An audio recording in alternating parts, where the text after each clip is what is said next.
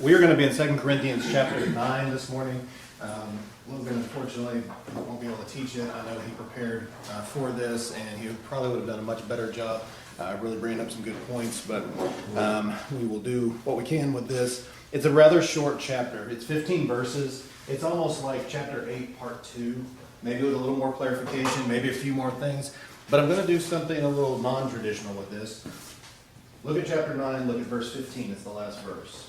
Ruby, can you read that first?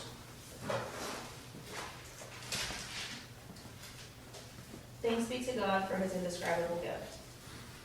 This is a statement that I think needs to stick out in our mind as we study this chapter. You can see from the headings, what are we going to talk about today? It says administering. That's right. We're talking about gift. Do what? The cheerful giver. The cheerful giver. Very good. So I want that to stick in your mind, is that thanks be to God for his indescribable gift. And it directs this gift to God from him. But what I want to see is that in giving, there's so many blessings. And so in this chapter, we're going to break it down this way. Verses 1 through 5, this is just sort of a shoot from the hip outline for it. 1 through 5, these are the actions of the giver. Verses 6 through, where are we at? 6, 7, and 8. 6, 7, and 8 is the heart of the giver. And the rest of the chapter are the benefits of giving. Now, notice something real quick. That's not inspired in any way. That's just kind of what I put together. Look at those verses in the outline. The actions, the heart, and then the biggest section is what? That last section. The benefits, the blessings from giving. I want us to always think about something when we give as Christians, and that's something we need to. This is something that turns people off when we study them. I don't know how many people, especially older people, start studying them, and when you talk about giving as part of worship or giving as a Christian, that turns them off. Why do you think that is? Especially older people. Especially older people. Maybe because they're on fixed income. Okay, well, anyway, it doesn't have to be the older people. We won't pick on the older people. We don't have any here, so we can pick on them. So that's I right. think they've had a bad experience, like church hurt. Church, okay. People say that before. They don't feel like they're actually giving their money to God. They view it as, I'm giving my money to these people. Mm-hmm. I don't necessarily want my money to go to these people. Mm-hmm. Yeah, So they don't view it as giving back to God. yeah. And if anybody else want to add anything in there? Yeah. But also, they think money is more important. As kids, they don't really understand the importance of money Mhm. at all. Really.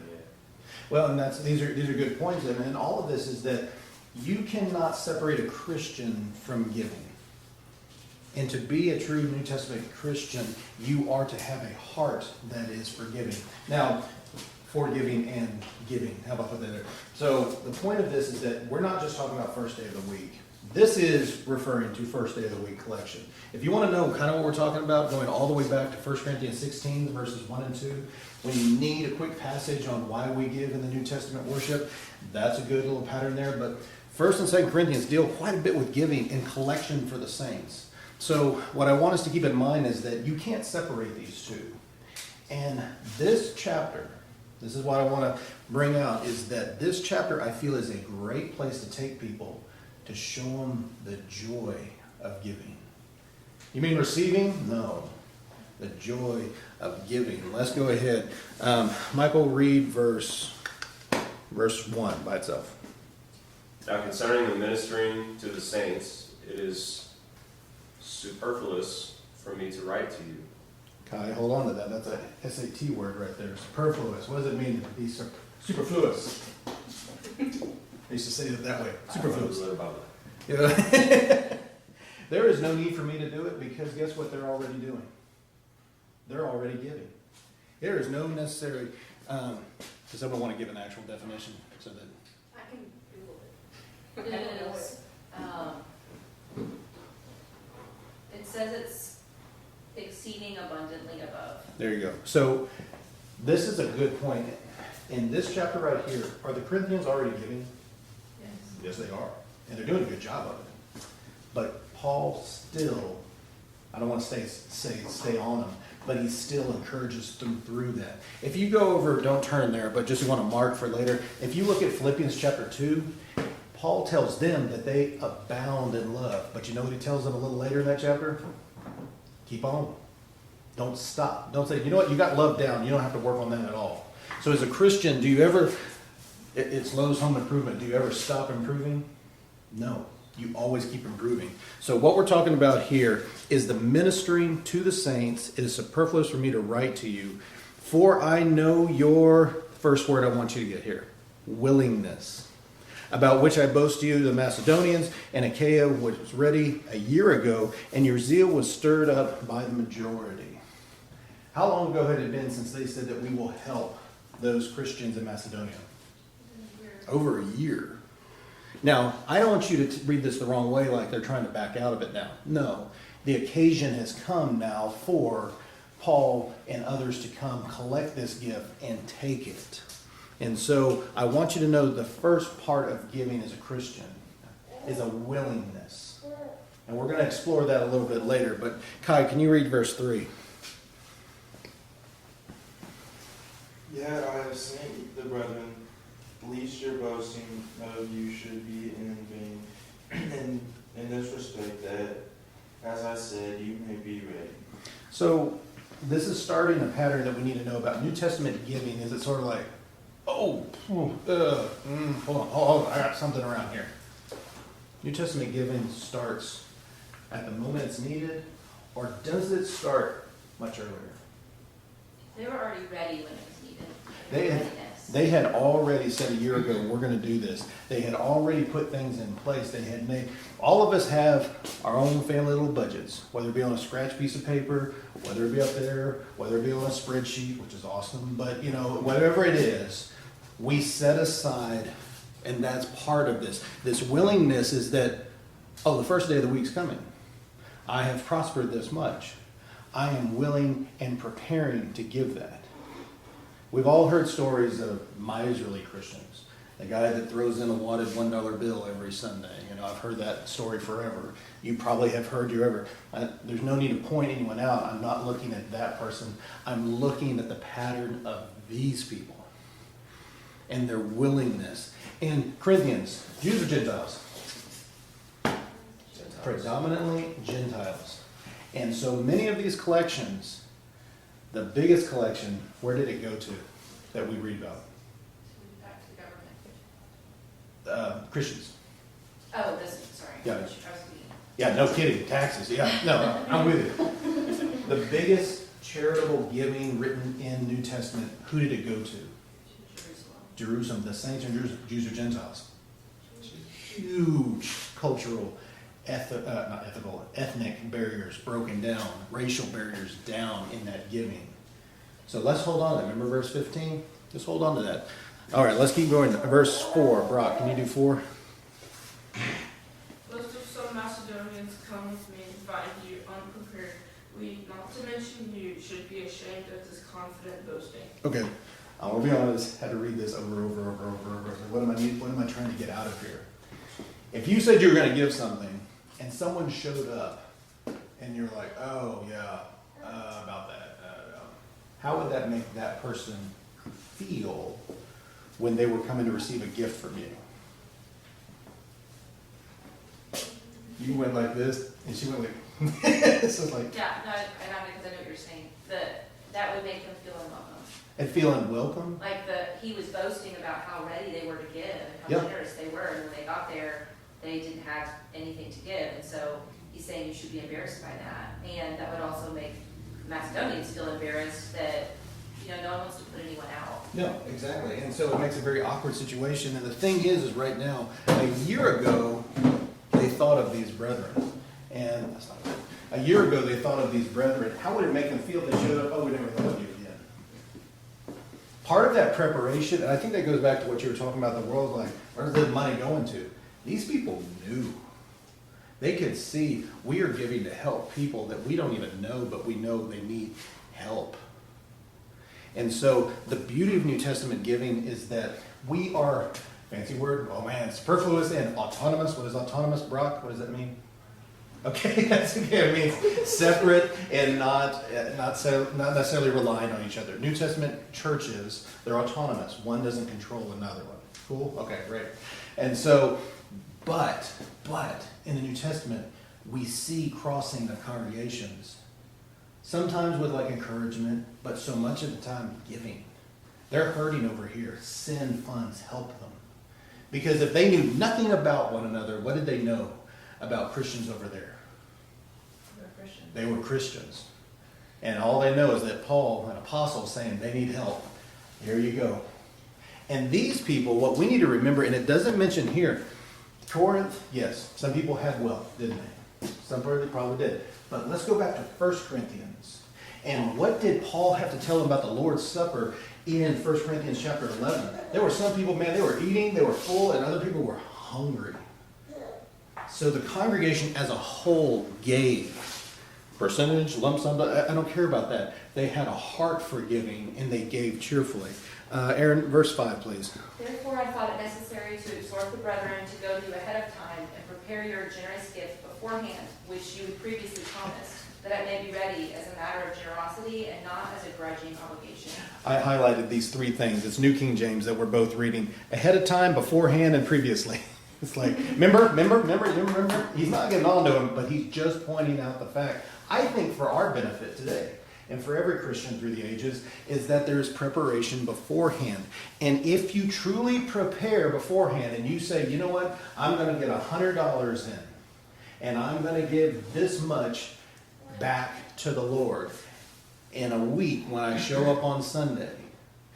You know what that prevents too? Look what they warned against. Look what she read. At a matter of generosity, not obligation. You don't plan for something, you're like, oh yeah, oh man, you got a checkbook, it's like, you see what that does? And I mean, these are lessons for me to remind. I don't think we have enough giving. I think when Peyton Reed came, he gave a great lesson on giving. I couldn't come close to his lesson, which was so good. But I think this is good as a reminder, like, we start the week, we finish the week, we have to look back and say, God gave us something. God has helped us through this week. The widow's mites, man, did she give out of her prosperity? Her poverty is what she said. She could have used those 2 mites, and yet she still gave back. And the thing is, I always go back to drinking. If you know already, if I'm going here and there's drinking, I'm leaving. If there's drinking here and they offer to me, I'm going to say no. We can do the same thing with giving, don't we? That money's already gone. And, I don't remember if it was you or Cody was talking about Malachi. I mean, can you outgive God? It's one of your dad's favorite lines. And it's like, what were they doing in Malachi? Sometimes, what are we talking about in Malachi? They were not giving. Last book of the Old Testament, one of the final warnings before the New Testament showed on the scene, and they weren't giving. So, beforehand, previously, ahead of time, let's get now into the heart of the giver. Yeah, go ahead. I was going to say too before we move on that when you look at they were ready a year ago and just waiting for an opportunity, but a year's a long time. So a little reminders is not a bad thing sometimes. Like, yeah, we were thinking about you, we know about it, even if they're still looking for other opportunities, bringing it back to the forefront just eliminates that awkwardness you're talking about. When we show up, we just want just like, hey, we're coming for this. Sure. But the fact that they were looking for those opportunities, they probably didn't stop looking also. Yeah. In the meantime, what else had they done and helped support while they were waiting to be able to support the Church of Jerusalem too? For this. And what she read too was also the word generosity in there. You know it's not mentioned once anywhere about giving? An amount. They don't mention anywhere that when you said you gave this much, or this much salary, or this much silver, or this much this. We don't have any idea. Now, we can go like when Peyton was here talking about the tithing and that mixed in with that. We can go into all of this, but I think there is a great reason that they gave they gave like the widow's mites. They gave out of their poverty if it was the case. They gave generously. They gave willingnessly. Let's get to the heart, 6, 7, and 8. Kat, can you read all 3? Yeah. You want to? Okay. Yes, I can. Kanani, just look at me. Just look at me. I'm gonna scratch my eyes. 6, 7, and 8. Yes, you go ahead. He's going to But this I say, sorry, did you want to say something? I'm distracting Kai. Go ahead. Okay. But this I say, he who sows sparingly will also reap sparingly, and he who sows bountifully will also reap bountifully. So let each one give as he proposes in his heart, not grudgingly or of necessity, for God loves a cheerful giver. And God is able to make all grace abound toward you, that you always, having all sufficiency in all things, may have an abundance for every good work. 24 years in the church, I've never distracted a baby so that someone could read. That's the first. That was good. Were you All right. able to listen to? I don't know what you said, but you know, no. But so I highlighted in my Bible a few of these things that this is the heart of the giver. We've already seen the willingness, not begrudgingly. And what I did in my Bible, I started highlighting these. This is the character I need to have, not as just some, oh, when I give, I do this. No, if you're a Christian, this is how you give. It's not a question of if, it's how. It's sort of like evangelism. If you are a New Testament Christian, it's not, well, if you evangelize. No, that's who we are. And so look what he started. But this I say, he who sows sparingly, what's he going to get? You're going to reap sparingly. Now, we talk about this often, the denominational idea of the prosperity gospel. You give more, you're going to get more. It's guaranteed. Well, I mean, those are, what we understand here is that he's also saying, sometimes that is true physically in life, but ultimately, if these people give and give, what are they going to reap? They're going to grow spiritually. They're going to grow spiritually more than anything. And that's hard for people to see. So, no. You give someone $1, you're going to get $2 back. That is an easy false doctrine to teach in denominations. You keep giving more, they're going to keep blessing you more. Sometimes that happens. I have good friends in the church that they expended a great deal of money that they didn't really have. And specifically a brother that he wrote the check and the check left on a Monday, and on Tuesday, money came in that covered it that he was not expecting. I've heard stories for over 20 years in the church of stuff like that happening. Now, is that going to happen every time? No, it doesn't. But the promise in verse 8, and it is a promise, is that the grace will abound toward you and your needs will be met. Yes. And every single time, when you give cheerfully, not begrudgingly, every single time your needs, you will have sufficiency and grace will abound toward you. If we look in Philippians 4, that is where we tie giving very directly to a sacrifice. Let's take that brother, for instance. He gave a large amount of money. Was that a sacrifice on that day? Yeah, it was a big one. But as Aaron pointed out and gave the point to verse 8, God's going to watch out for you. And as Malachi teaches about God, or the Spirit through Malachi teaches us, is that you can't outgive God. He can open the doors of heaven. The doors of heaven and bless you. And that's what we have to do, is that knowing this point right here is that if you live a stingy life, that's what you will get back, physically and spiritually. But what is the opposite of sparingly? What word do they use? Abundance. Abundance. I have bountifully. Both of those. Very good. Does anything about that word seem minimal? No. And is there anything in the middle? Do you ever think of that? Go ahead. There is, but that is at the very end of the verse, abundance for every good work. So it goes back to, if your heart is to give this back to the Lord, He's going to give you more to give. All blessings are to be used for His works, and whatever you give, we need to trust that this is going to His good works, and I'm going to be taken care of, and I'm going to be able to give even more. Yep. And that's, it always helps to talk to more experienced Christians. And not ones that brag in any way, but bringing up that point that through the years of giving, we've never hurt. We have sent money here, we have done this, and God has always, as Aaron pointed out in verse 8, He's always provided. And so many times blessed us with more. And guess what they did with that money? They sent it right back out again. It is the parable of the talents. And yes, talents was money, and we talked about the spiritual gifts that we're given, but let's take it back to money, which is true in the same sense, is that to much is given, much is expected. And the man with the 5 talents and 3 talents, those are the two I actually look at. We know the 1 talent man, but the 5 talent, the 3 talent, I think the 3 talent guy. Did he have all 5 talents? No, he didn't. But with what he had, did he desire those 5 talents? Oh, that's my whole focus? Nope. He's like, that's awesome for you. I'm a man with 3 talents. What can I do for God? That widow's mite is like, what do I have to put in 2 mites? They're going to laugh at me.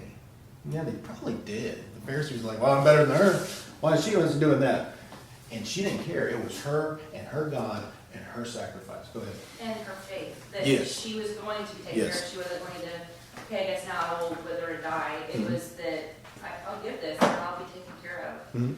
And so just to catch on, we're going to jump down to 8. So in 7, so let each one of you, yeah, go ahead. I was just saying, before we move on, Yep. it's very easy to forget that Cain was a real person. Mhm. He's not just a child of the story with Cain and Abel. Mhm. And look at, exactly to your point, that you kind of reap what you sow. Mhm. Look exactly what Cain reaped. He had a life of ugliness because of his heart Mhm. and not wanting to give to God. He didn't want to give his life, but on the surface level, it was what I produce. You know, my vegetables, I'm going to give them the second best. Yeah. Versus the attitude of David, who's called a man after God's own heart. And he said, I will not offer something to God that costs me nothing. Mhm. And look at the life that he lived. Yeah. I'm not saying everything in between was interlinked with that, but you look at the overall life of the two, and Cain lived a very terrible life versus David, who had that heart to give his entire life, Mhm. and he had a very prosperous life, Mhm. whether that was materialistically or spiritually, but the focus is spiritually because all things are from God, every good and perfect gift. It should be used as giving back to God to glorify Him, not so that you can get that, prosperity gospel, Mhm. but that you can be like David, who said, "I want to give because it's God." Yep.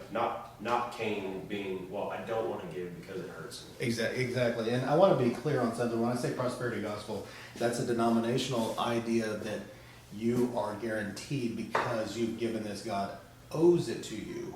That's different than I think what we're talking about here is that when you give, God does reward you back. It may not be like that, brother. That's just an awesome example of the very next day. It's not always going to happen that way. Maybe it's work that comes in later. Maybe it's a check that comes in here. Maybe it's a job opportunity that opens up. You don't know. But really, and I always think about this, the end of chapter 6 of Matthew. Take no thought of tomorrow, for sufficient for the day, King James, is the evil thereof. New King James is the trouble thereof. You got enough to deal with today. You know what? And today, I'm going to be a giver. I'm going to be a cheerful giver today. And God's going to take care of me tomorrow. And that's hard for me. Like me personally, the way my mind works is like, no, wait, I want the year planned out. I want to plan it out. I want to know exactly what it looks like. And in our line of work, guess what? We've never really known what next week's going to look like. And it has taken a lot of faith building on my part to trust in God. And so this is something too, is that these people, some gave out of prosperity, I'm sure, some gave out of poverty, but they gave bountifully. Look at verse 7. They purposed, that's already going back to verse 2 with a willingness and the generosity from verse 5. They did not do it grudgingly or of necessity. Let's talk about that one. Grudgingly, that's easy. Like, fine, just take it. I needed this. I guess I won't eat this week. I won't go out to eat. But the second one's the one we have to be careful of. Not out of necessity. Oh, I have to give. Yeah, done. I have to go to worship. I have to. Ooh, that's not a New Testament Christian with the right heart, is it? Are you making her do that, or is she making you do that? I think she's making you do that. So the point is that don't do it out of necessity, because what's verse 15? Read it for me again. Thanks be to God for His indescribable gift. Is that verse starting to take more shape in your mind now? Let's keep reading on. So now we've done all this. We got the heart. We got the action. We got the preparation. We got the mindset. We got everything. Let's talk about blessings from it. As it is written, verse 9. He has dispersed abroad. He has given to the poor. His righteousness endures forever. Just to let you know, that's coming out of Psalms. I found that interesting. Like, we are very much in an administrative chapter talking about the collection and giving it to. Why are we jumping back to Psalms? Old Testament. Biblical truth about God. Has God always been this way? Will God always be this way? Yes. That's what we need to take away from that. All right, picking up in verse 10. Ruby, go ahead.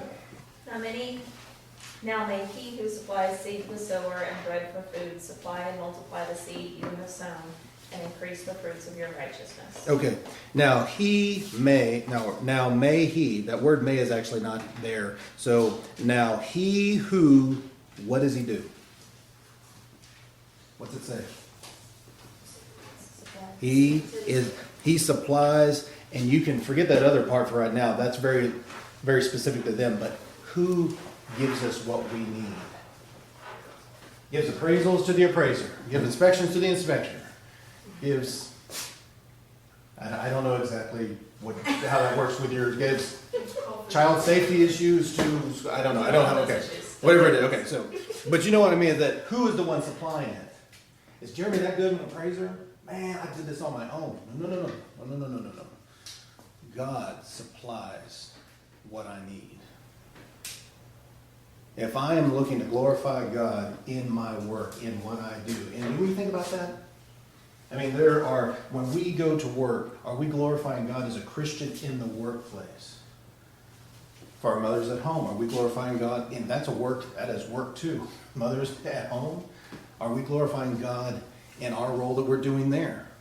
But the point is too, is that we see here that he supplies all these things. And look at this is the first one I want you to notice. Supply and multiply the seed you have sown. And here we go.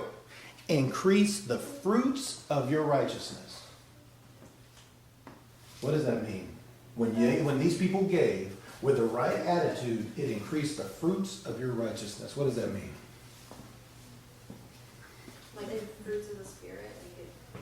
It's part of, yeah, and the fruit of the Spirit is really good as the character of what you're doing. This is actually a fruit that is actually physically going out because of your righteousness, your giving is now a fruit, is a good work, is now a blessing that's going to go out. Your giving is not just writing a check, money leaving an account and going into another account. You know, sometimes when we pray for the contribution and say, may this expand the borders of your kingdom, may this go to the work in your kingdom, sometimes it's good also to be very specific. May it go to help those who are in need. May it help to prepare those to go out and preach the gospel. May it help those who are in need. You know, make it very personal, and those are the fruits of their righteousness. Those fruits couldn't have been realized without their righteousness and their giving. So that's an effect of that giving. Next verse, Michael 11. I think Yeah. before we go though, it Please goes do. back to Matthew 13 and the parable of the sower. You have to sow. He can't Yeah, give any increase if you're not sowing. that's really good. Yeah, because if he gave you a ton of seed, like, great, what do I do with this? The seed you have sown. Yeah, very good. It's already done. Ooh, I gotta write that one down. I gotta go back. Okay, 11. I gotta remember that one. While you are enriched in everything for all liberality, which causes thanksgiving through us to God. Okay, you see the second one in there? When's the one time in the Bible it's okay to be a liberal? And you're giving. That's right. Liberality and giving. So, but look at the second part of that. What is the effect of their giving? What's that last clause? Causes thanksgiving, gratitude. From who? From you to God. From you to God? For thank you for giving me these blessings. Let's take the seed. That's easy. All right, we're on the seeds now. So thank you for the seeds you have blessed me with. Thank you for giving me the responsibility to take care of these things. Thank you for giving me the role to go out there and do that. And those who receive the gift, thank you. Thank you, individual, for you being the person who does this. No, what is he saying? Who gets thanked in this? God. That's right. And so let's keep moving on. Verse 12. Kai, go ahead.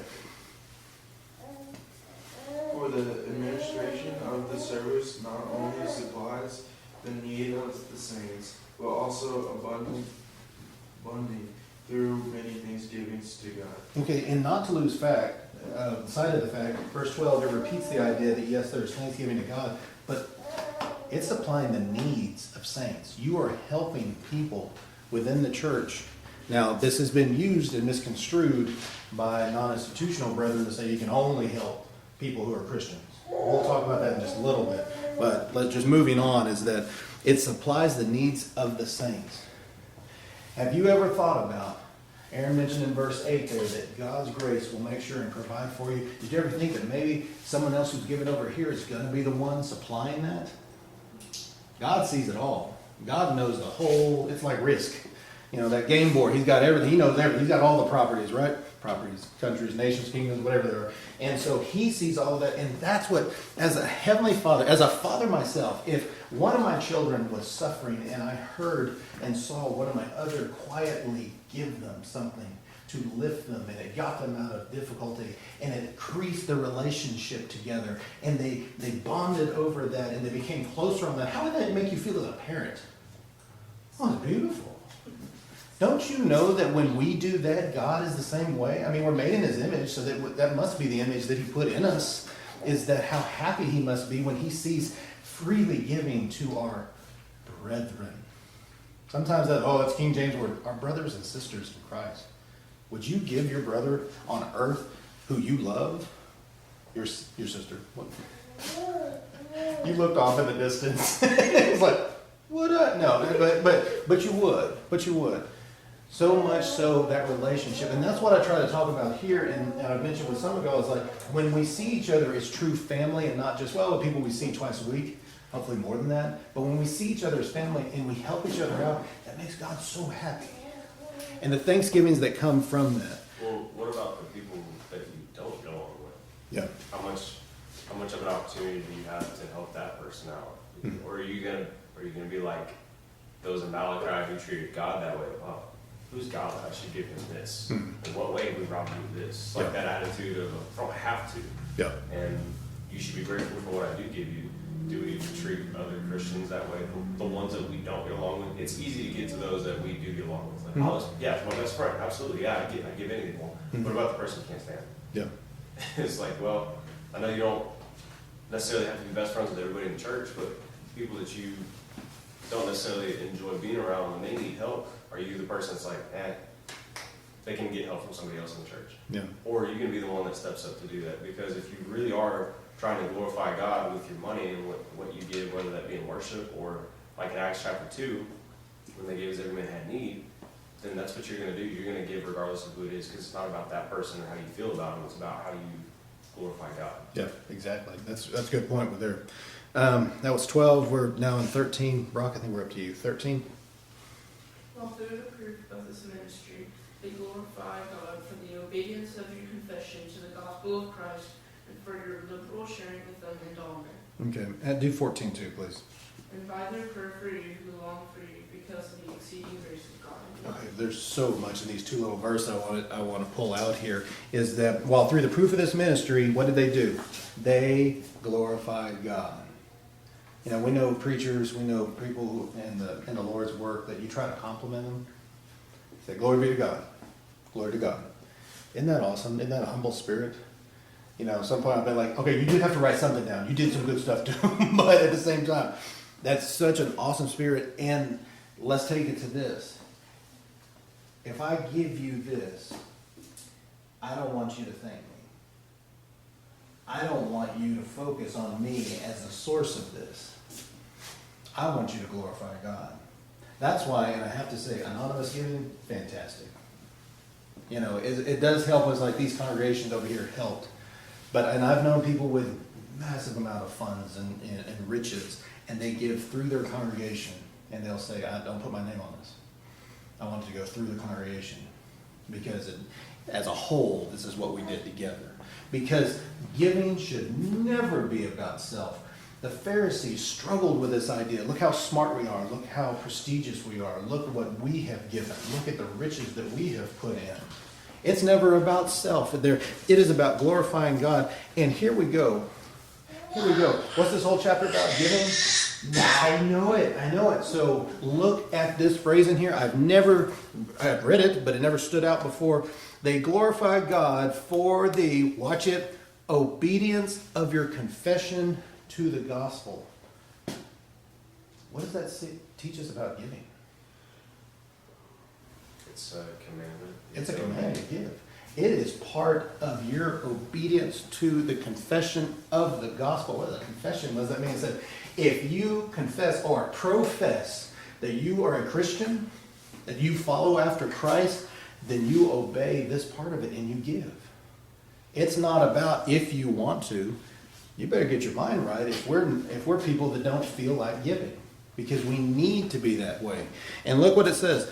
for your liberal sharing. Once again, okay, to be a liberal in this case, liberal sharing, that means, no, please, you know people that are tight. They are tight. I always laugh. Aaron's dad, he knew a guy who was so tight that when he opened his wallet, he went, "Oh, did you see that?" And this guy was like, "What?" He said, "Did you see George Washington in there?" He said, "What?" He said, he went like this, "Sunlight." And that guy had to think about it for a while. It was like he was making fun of over the fact it was like he was so tight on things. It was a funny story, but the point is we know tight people, and then we know liberal, generous people. Because what we have to remember from, helps if I remember where it is, 2 Timothy chapter 3, I don't remember the verse. We have come into this world with nothing, and with nothing we shall live. I think it's verse 6. I can't move on until I know it, sorry. Somebody help me. It's not serious. It's not 6, all right, thanks. It's not 7, it's not 8, not 8. You know for sure it's in chapter 3? Maybe it's chapter, it's 1 Timothy chapter 6. That's what I was saying. Oh, like you do difference. Okay, so let's go over here. I got to know this one, or I got time.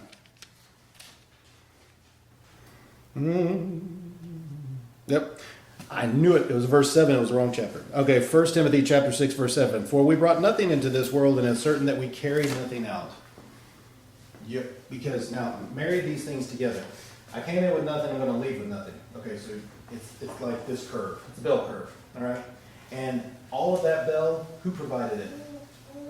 Okay, so I have nothing, I leave with nothing, God provided everything. Is that stuff really mine?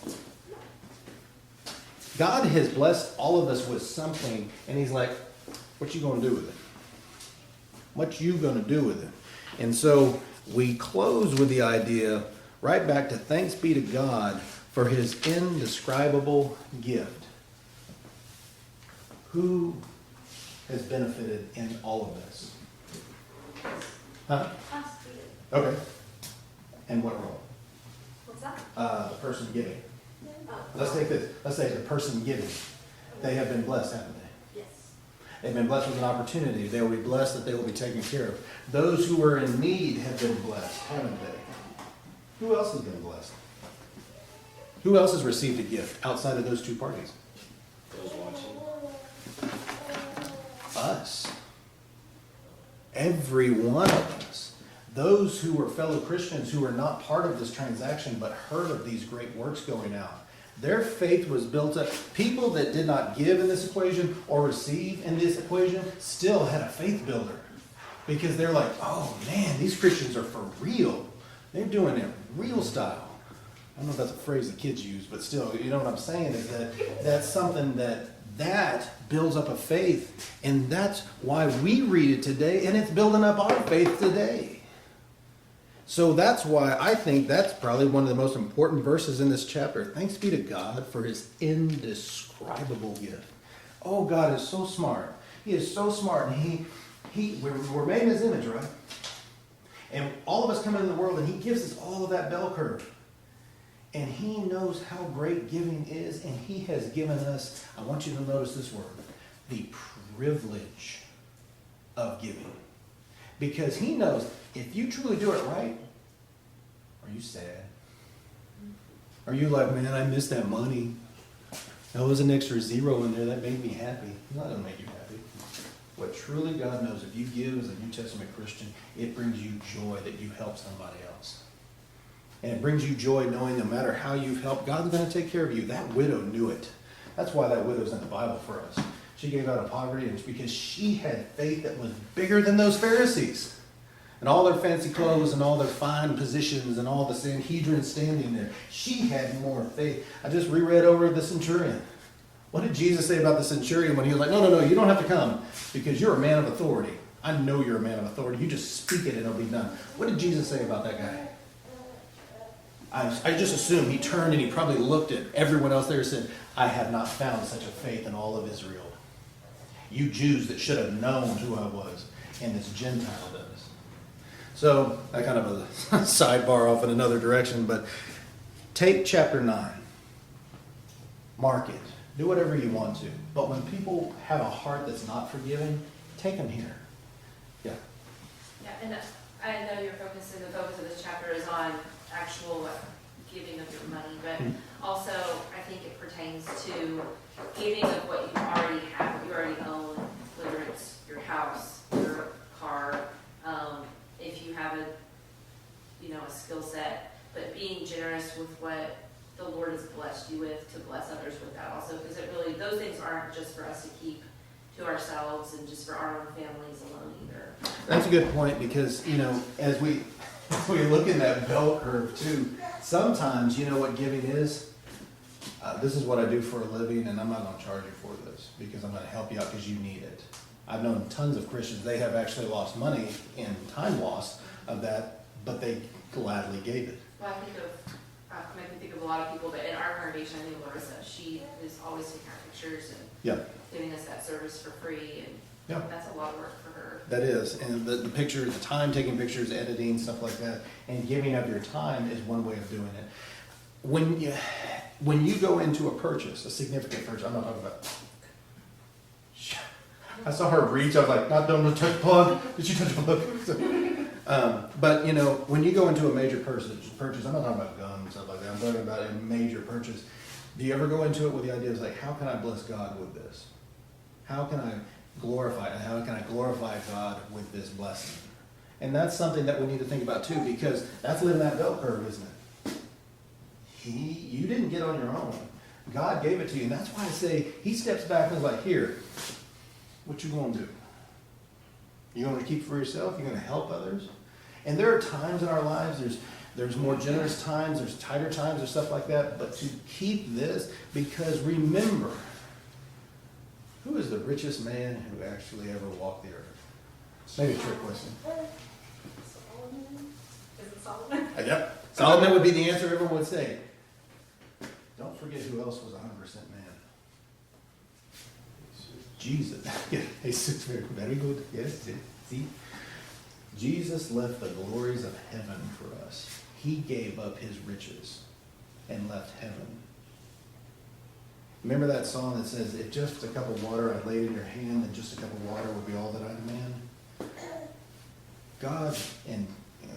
God the Son left all the glories that ever could have been, ever will be for us. He sacrificed. He lowered himself lower than the angels. That's a sacrifice. He left all of that, I don't want to say wealth, but all those riches. That kind of kills a point. That really kills a point. Yeah. That's all right, but that's okay. 3 weeks I said I'm going to lift it, but that's okay. But the point is that God is a giver. God sacrificed himself in the form of Jesus for us and left riches. Riches won't make you happy. Foxes have holes, birds have nests, but the Son of Man has no place to lay his head.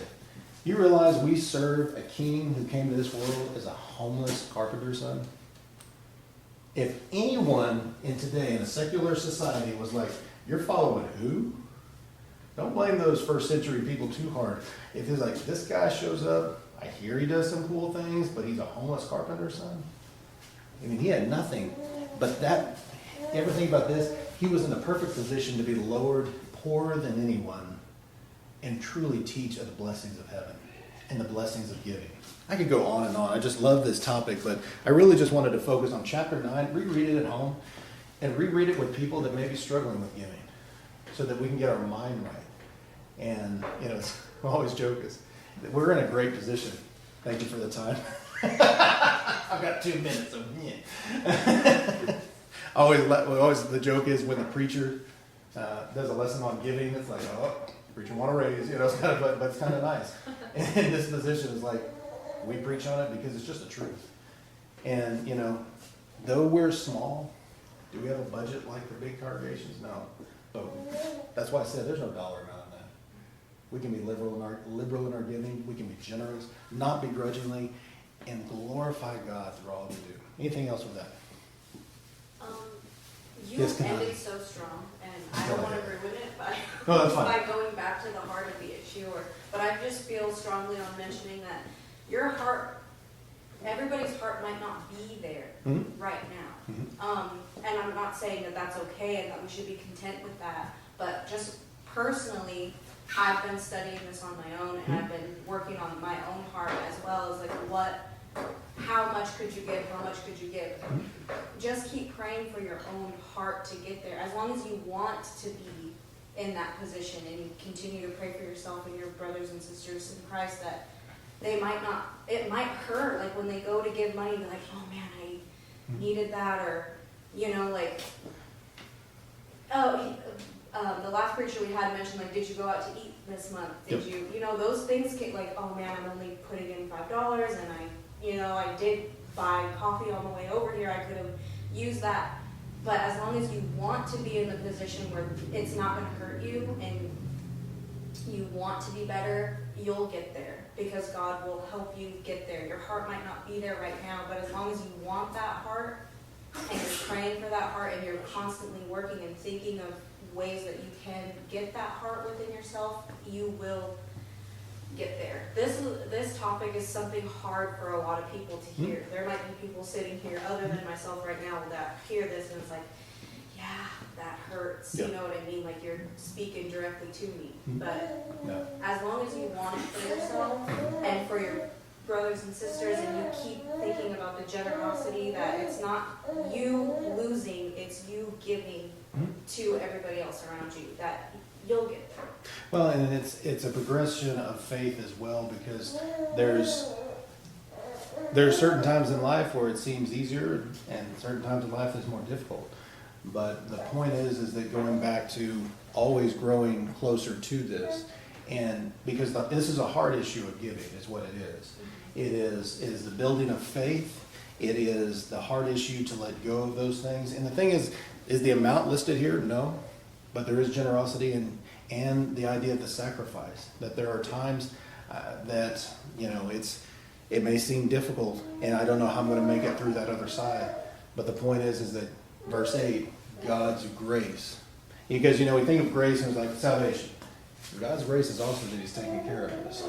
His children. God does not neglect us. He doesn't. Now, will He supply every want that we have? No, He will not. But we will not suffer. He will give us what we need. And that's the beauty of giving, is that starting off as a Christian, we don't fully understand that. But as we develop in our faith, we realize we should give. We realize we should give more. We should realize that giving is not just Sunday morning act of worship only. That is. But I need to have a giving heart all through life. Even if it's something small here, even if it's time over here, even if it's some of my resources here, because these are blessings that we've been given by God. How are we using them to glorify God? So, anything else? For a statistic that really blew my mind and concerning this topic, like, do you know how much money you have to make to be considered the top 1% richest people in the world? It's $30,000 a year. You can make that at a part-time job here in America. And so for us to be like Israel is very dangerous, where they wax fat and kick, where you become ungrateful because of the abundance. You get so lost in how much you actually have, you feel like you don't have anything compared to those who have more. Yeah. And it's very easy to do that. So I think it's also important that we look for those opportunities, because if you're not looking, then you may not have a heart, like Kat was saying, to just happen to see them. You have to actively look for those, because it's very easy to be ungrateful for the riches that you already do have compared to people who don't have like a house when you do, or a car that may not be a brand new one, but it works. Those kinds of things we have to be grateful for too. Well, and the thing is that we're talking on the congregational basis here, but I go back to the parable of the talent, because the man that had 3 talents, there were the 5, there was the 1. And notice what we cannot do. We cannot look at the one person's talent and be like, well, I'm better than them. I'm doing better than that guy. And we don't look at the 5 talent guy and like, man, that's all I'm thinking about. I wish I was at 5 talent. Why can't I have 5? Why can't I? Your walk is your walk. And your giving is your giving. And all we can do is look at the scriptures in this chapter and say giving is a cheerful heart, a willingness, a preparatory, getting ready for it, something that's laid by in store, something that is part of our faith, the obedience of the gospel, something that we can be blessed in doing so. So it's It's not, well, this person gives that, so I should be able to. It's something on our own journey. Now, Peyton did a great job of showing that tithing was only 10% portion of the grains that you did, and you're racking up to closer to 20-30% of their total gross that they did. But the point is the number's not written there, but it's a heart of giving back to God, and that's what we are to have. So, anything else? All right, thank y'all. Thanks, Jim. All right.